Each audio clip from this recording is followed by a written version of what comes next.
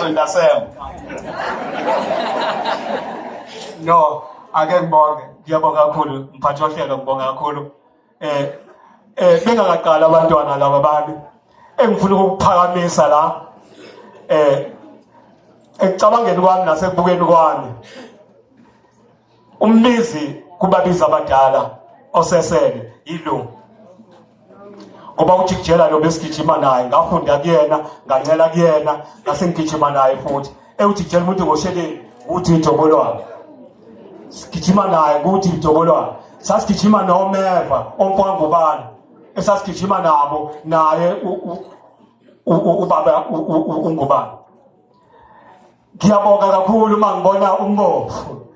Ngoba ikhetha lakho sagijima nalo, senza kakhulu izinto kodwa sizokwakha imizi. Ngoba njoba ngafika la ngizogqugquzela ihlanze ngalabantwana, njoba ngimlana nje ngifikile la ekhetha lingaphilile, ngafike saxoxa nalo lasecela ukuthi ke ngize nabo abantwana bazoboost ingane zabo.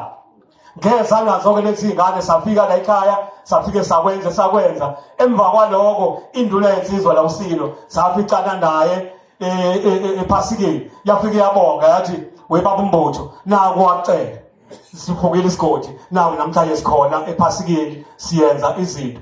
Lokho engikuthandileyo ukuthi lesi ziba esikaMaminzela, njengoba kuyiziba sikaMaminzela akufunakala ishone phansi, ungashona le ushonele jikelele umhlaba wonke la KwaZulu-Natal nangumphathi wethu. Makuthiwa nje kukhulunywa njengoba bengifisa mina ukuthi ke besho bonke labantu abala endlini ukuthi bonke lababhemo bafuna ulibabike, namhlanje sizophelezela bonke bonke ababhemo sithi bonke bonke ababhemo sithi bonke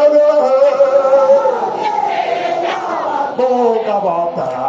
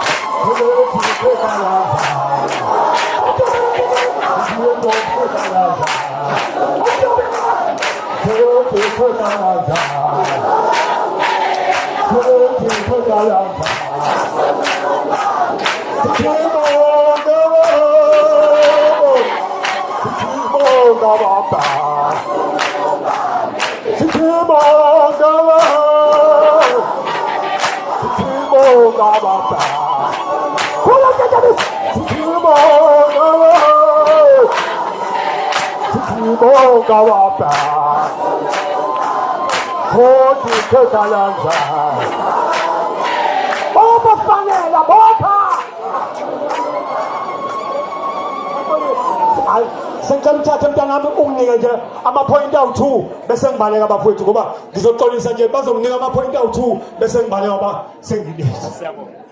Siyabonga.